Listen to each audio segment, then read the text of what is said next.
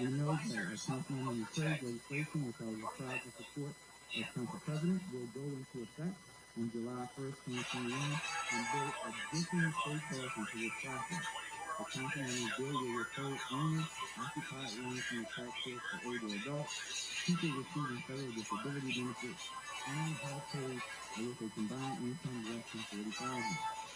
Home ownership is one of the most important factors when it comes to building generational wealth for our Black and brown communities and our low-income households in Baltimore City. I want to personally thank the city administrator, our deputy city administrator, Ramos, and finance director Rainey for their hard work in making this a reality. I look forward to working with the team behind me, the city administrator, the city council, and our state delegation as we continue to strive to build better structures and protect our legacy homeowners. And now I will turn it over first to Mr. President, Council President Moses. Thank you, Mr. Mayor. First and foremost, I would like to thank the mayor for his leadership on this issue. I would like to thank his team for their pragmatic, strategic approach in getting us where we are today, and that's protecting our most vulnerable residents here in the city of Baltimore. We know that the past year has been a challenging year for our residents. We also know that draconian policies, outdated policies, and sometimes predatory policies such as tax sales disproportionately impact our most vulnerable residents here in the city of Baltimore. That's why this action from the mayor today is so important. It removes that extra anxiety and stress off of folks that are already dealing with so much loss of a loved one, challenging between jobs and virtual learning with the young folks, not being able to see family members for months upon months. That's what we're here today about. And the last thing I like to say regarding our vulnerable residents is, as a middle class homeowner, or maybe someone who has inherited a property, your biggest investment and access to creating generational wealth is through your property. It's through owning that property. And when policies like this strip that property away, we're not only impacting and displacing that individual, but we're potentially affecting generations to come. And that's what we're here today to stop. Now, this is just a temporary procedure. I know that the mayor has communicated that he's committed to a long-term solution and working on that solution. And as his partner in progress, the council stands ready to support him now. So again, thank you to the mayor for his amazing leadership as well as his team for all the hard work that they put in today. Thank you. Next up, we will have Councilwoman McCray. I'm going to be brief. I just want to thank the mayor and his team for the forward-thinking leadership with this plan. One thing that I know is that we cannot continue to build our budget on the backs of our most vulnerable residents. I'm also looking forward to working with our finance department and just making sure that the bill that was passed in 2020 and the bill that was passed within 2020 is implemented for our low-income residents, for our seniors, for our persons with disabilities within our city, just to make sure they have an additional vehicle to keep their homes out of tax sale. Thanks so much again to the mayor and his entire team for your work. Thank you. And now we'll hear from Councilwoman Ramos.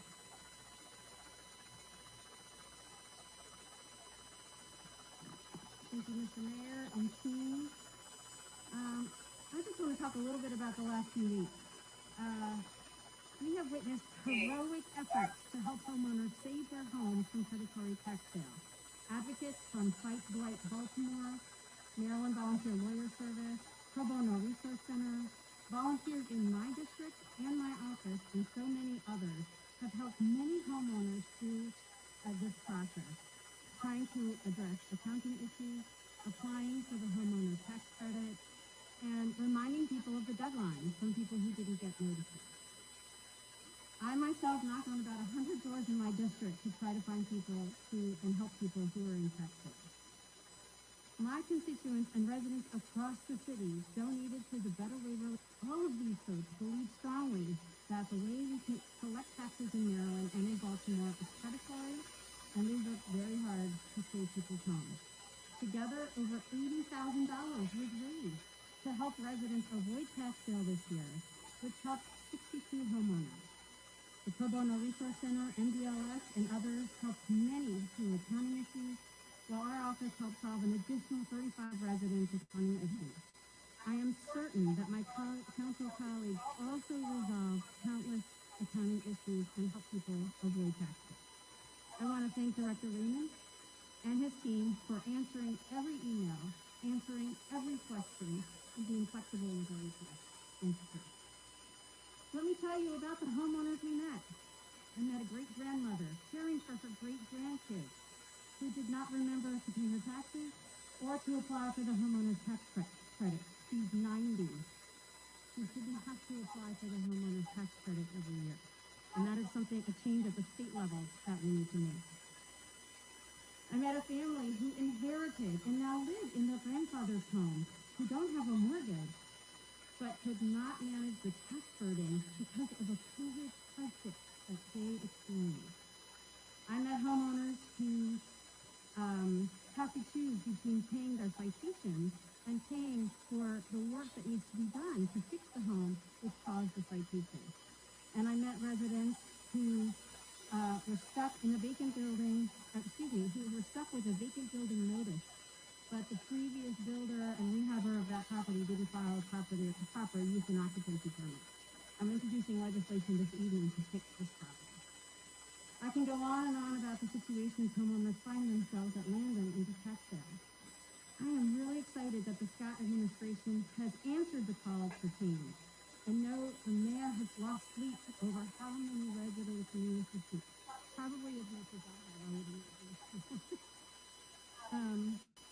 What the administration has announced today is a wonderful first step. The next step is to help every single homeowner this year, and we will continue to help the administration do that and put through reforms to the entire system, both at the administrative level and also the statewide and local level to change this predatory tax sale process. I look forward to working with the administration, my city council colleagues, and advocates who've been working on this issue for years to accomplish these important goals. Thank you very much, Mayor Scott and members of the administration. I look forward to working with you. Thank you, Councilwoman. Thank the Councilwoman and my Councilwoman for their tireless advocacy around this particular issue. And before we take questions today, I wanted to address this weekend violence. Right now, the city is at 105 homicides, which is 105 too many. And we know that we've had a mass shooting. Let's call it what it is, a mass shooting in Pearl Park last night, which is completely unacceptable. I met with the police commissioner's team today about making sure that we are putting in strategies and things in place to deal with the events that we can prevent, but we also have to continue to be engaged in our communities. I spent time last weekend walking the streets of South Baltimore and Brooklyn, where we've had dozens of incidents of violence this year, and within West Baltimore on Saturday. I'm going to continue to do that while I'm pushing the police department to do better, while I'm pushing all of our agencies to do better. But we also have to be better as citizens. We also have to be better, in particular in Baltimore as men, where we are not allowing people to be so comfortable. And a group of 300, 400, 500 people just to start shooting when people are at a barbecue or cookout or a party in the park. We cannot continue to allow that to happen. We will not continue to allow that to happen. We're going to continue to push. We're going to continue to hold people accountable. As I said last week, if we know that you shot somebody, we will not blink until we are brought to you in. We will not allow power to continue to shoot women, men, children, grandparents, anyone in the city. And for those who think this is so simple, you have no idea what's going on. You have no idea the pain that these families are going through and what these communities are going through. So you have to have a deep understanding of how simple minor conflict is involved with ending people dying in our city. And it doesn't have to be that way. We have to have a look in the mirror and have a self-check as a city of what we're going to allow to be happening on our streets. And now I can go with the commission here. Thank you, Mr. Mayor. Good afternoon, and thank you all for being here today. Since Friday, April 30th, Baltimore has seen a spike in violence, next up a spike in previous weekends. 11 individuals have been shot, 3 of them fatally wounded. 2 other individuals died as a result of being assaulted. One of the fatal shooting victims, investigators have learned, was involved in a dice game, which, let me remind you, is still illegal activity. And we will disrupt it. What we need community members to do is to call us when you see it, so that we can dispatch officers to disrupt it and then to enforce the law. While another of the deceased shooting victims was shot along with 4 other victims during a major gathering in Tower Park on a beautiful Sunday afternoon. A violent 2 days like we just saw is devastating, and it is heart-wrenching.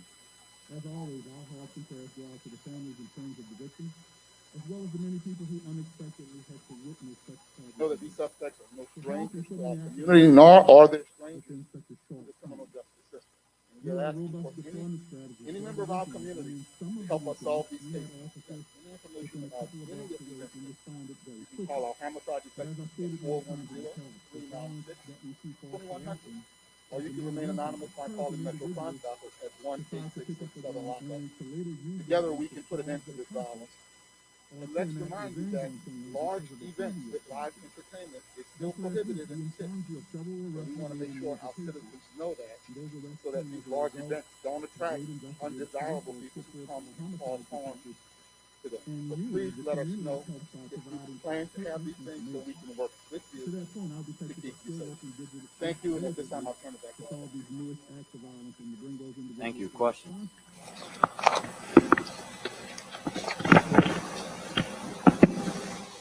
Hi, this is Emily from WIPR. Thanks for getting everyone here today. I have a question about the timeline of this announcement. On April 30th, that was the final deadline for people to make payments to be removed from the tax sale.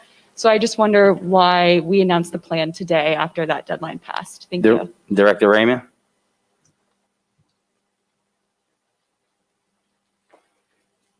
Good afternoon. First, I'd like to thank Mayor Scott for his leadership regarding the tax sale process and the changes that are being made as it relates to the May 21 tax sale. The timeline for how this occurred is this was a very complex issue. It affects the revenue of the city, but more importantly, we want to protect the financially fragile citizens of our city. And it took a matter of time in order to develop the strategy, and that's what led to this timeline. Thank you. Thank you. And just another question. I know that there are very many people who live in homes that they don't have the titles to because of issues with cloudy deeds. So they are not technically living in owner-occupied properties, even though they may have lived in that house all their life. So when it comes to making sure that those people are unaffected by tax sale, what is the city's problem with the cloudy deed issue? So, Emily, as you heard today, that this is just the first step, and we don't want anyone to lose their home because of tax sale. Now, what we are going to do is be strategic how we do that. There are going to be things that we can't go into right now to make sure that we're protecting those people, the situations that they're living in, and protecting the end goal of them keeping their home. But I wanted to make sure that you heard that from me direct, and then I'll turn it over to Director Raymond. To follow up on your question, in situations like that, we'll review them on a case-by-case basis. The big picture is we're removing properties from tax sale that are owner-occupied. If they've been in tax sale, this is their first year. Additionally, the second group, owner-occupied properties that have not been in tax sale for the previous 4 years. Once tax sale is completed, we will still examine the results of the tax sale to determine what other steps need to be done immediately. And further, as we move further out, we'll be looking at legislation and other policy changes. Thank you. Alexa? I think that's you. Yeah.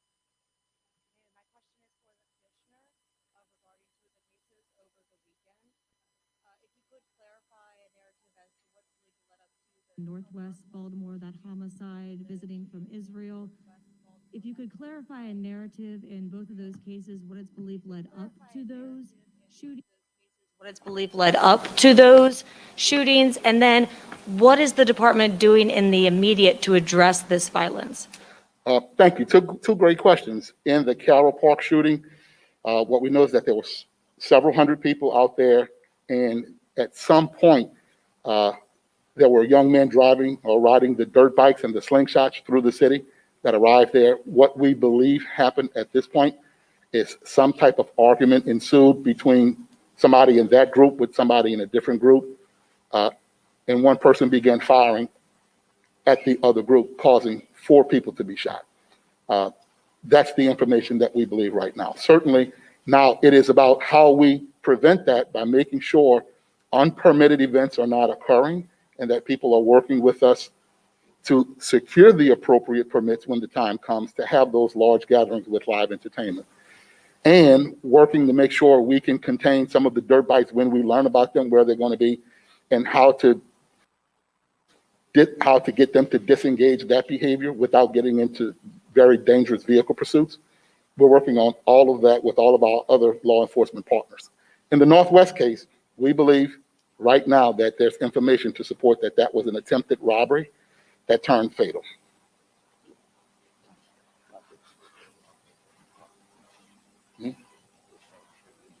Yeah. So with our deployment strategy, the Southern District knew about the event in Carroll Park. And so there were officers assigned to the outer perimeter. There was officers assigned to go inside. And so with that information, we created a robust strategy, but obviously the event grew to what it was. And the incident happened while not in the presence of the police officers. My next question is for the mayor. Different topic. Has the city determined allocation for the American Rescue Plan, what that will be? No, Alexa, thank you for the question. We're going to be releasing that in the coming weeks. As we said before, we know what we have been talking about with our partners in government, and what I said publicly before, that we're going to make sure that our recovery funds are used to put Baltimoreans back to work, to help our businesses that have been struggling, and also to invest in our people in neighborhoods that have been left behind for far too long. And I do want to, Alexa, add, I know you didn't ask me, but add on to what the commissioner's saying.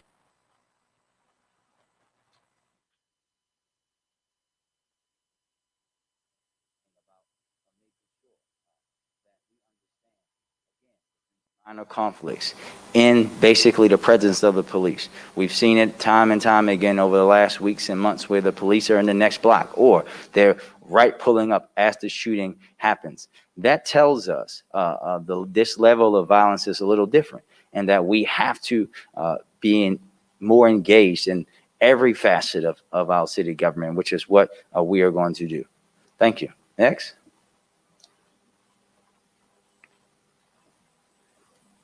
Yvonne, I almost called you. It's muscle memory.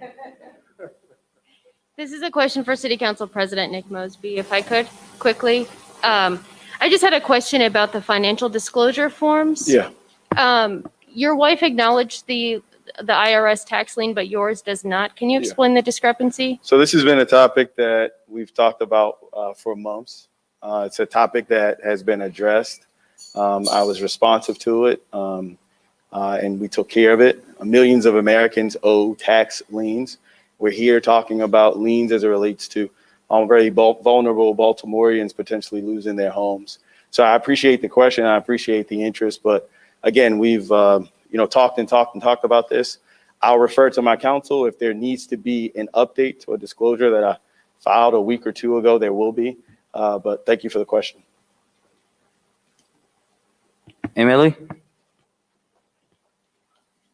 You had mentioned earlier that you said the violence this year is a little bit different. What exactly is different? What are you seeing that is perhaps different than previous years, and what do you think's affecting that? Well, thank you for that, Emily. I think if you've heard it, and you and I may have talked about this a little bit too. One, it's what you heard the commissioner say, right? That this is basic conflict, right? A simple argument should not lead to someone dying. Also, and if you heard me talk about this as late as last week, the amount of incidents that are domestic or intimate partner or people that know each other in nature. When we're having, we made an arrest in a guy who killed a young lady and just carried her to a wooded area in a park.